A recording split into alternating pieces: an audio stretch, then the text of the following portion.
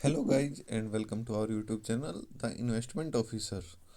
तो assets performance in 2025 की next video में अब हम बात करेंगे निफ्टी 50 ने, जैसे कि लार्ज कैप एसआईपी या लार्ज कैप स्टॉक्स ने कैसा परफॉर्म किया। तो इस 2025 के एनालिसिस रिपोर्ट में हम देखेंगे मार्केट ने कैसा परफॉर्म किया, इसके की ड्राइवर्स क्या थे और टॉप गेनर्स कौन कौन से सेक्टर थे और स्टॉक्स थे। तो चलिए शुरू करते हैं। तो 2025 में, जैसे कि मैंने पहले भी एक वीडियो में बताया था स्टार्टिंग वाली में, कि निफ्टी 50 ने 10.5% का एवरेज ग्रोथ दिखाया। वहीं पे जहां 1 जनवरी पे निफ्टी 50 23,645 पे था, वहीं 31 दिसंबर को ये 26,130 पे जाके क्लोज हुआ था और एनुअल गेन था 2,485, मतलब कि 10.5% का एनुअल ग्रोथ रहा इस बार। तो इस बार सबसे ज़्यादा परफॉर्म करने वाले सेक्टर कौन थे निफ्टी 50 में? तो सबसे अच्छा परफॉर्म किया है पीएसयू बैंक्स ने, पब्लिक सेक्टर बैंक्स ने। फिर मेटल्स ने, जैसे गोल्ड सिल्वर कॉपर भी एंड में अच्छा परफॉर्म करने लगा था, और ऑटोमोबाइल सेक्टर ने। फिर वर्स्ट परफॉर्मिंग सेक्टर्स कौन कौन से थे इस बार? तो उसमें थे निफ्टी मीडिया, जो कि 27% डाउन रहा। रियलिटी का सेक्टर देखोगे तो वो 20% डाउन रहा। और वहीं पे आईटी सेक्टर की बात करें तो 18% का लॉस रहा। और निफ्टी 50 में जो निफ्टी 50 में एक्चुअली 50 कंपनी हैं, इंडिया की टॉप लार्जेस्ट 50 कंपनीज। उसमें से सबसे अच्छा परफॉर्म करने वाली ये 3 कंपनियां थी इस बार। श्रीराम फाइनेंस, जिन्होंने 72% का रिटर्न दिया है। मारुति सुजुकी ने 54% का रिटर्न दिया। वहीं पे आइसर मोटर्स ने 52% का रिटर्न जनरेट किया है।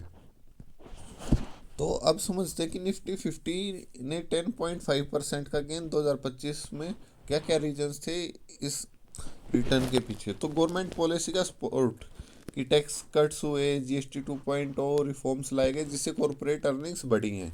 फिर strong credit expansion, banking sectors credit growth, banking sectors ने बहुत ज़्यादा लोन प्रोवाइड किए, और विदाउट एसेट क्वालिटी डिटोरिएशन, मतलब कि क्वालिटी एसेट्स क्वालिटी गिरे नहीं इस बार, एनपीए ज़्यादा रहे नहीं इनके।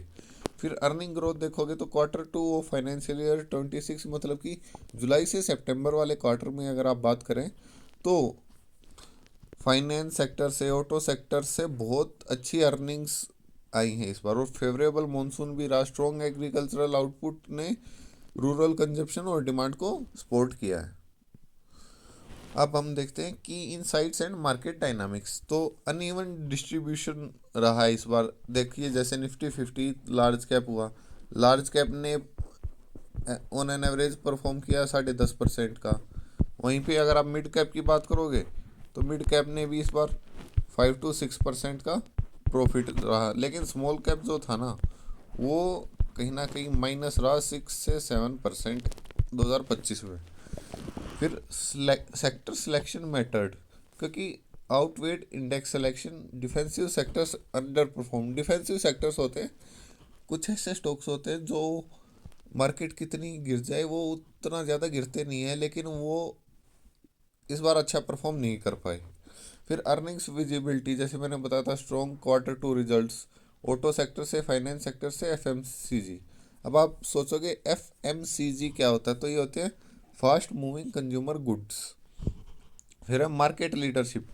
निफ्टी 50 में से जो टॉप 5 स्टॉक्स थे ना, उन्होंने रिटर्न दिया है 40% से ज़्यादा। वहीं पे जो 45 थे, उन्होंने सिर्फ 60% कंट्रीब्यूट किया है इस बार।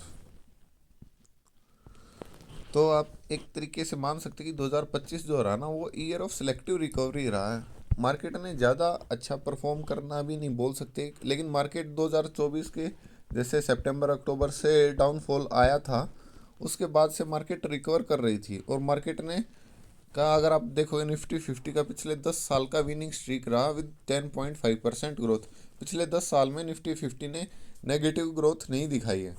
और इसके पीछे रीजंस, जैसे मैंने बताया, कि पॉलिसी रिफॉर्म्स थे, क्रेडिट एक्सपेंशन था, और स्ट्रॉन्ग अर्निंग इन फ्यू और सिलेक्टेड सेक्टर्स। तो ये थी हमारी आज की निफ्टी 50 पे एनालिसिस। उम्मीद करते हैं आपको ये वीडियो पसंद आई होगी। वीडियो पसंद आई हो तो वीडियो को लाइक कीजिएगा, चैनल को सब्सक्राइब कीजिएगा। Thank you.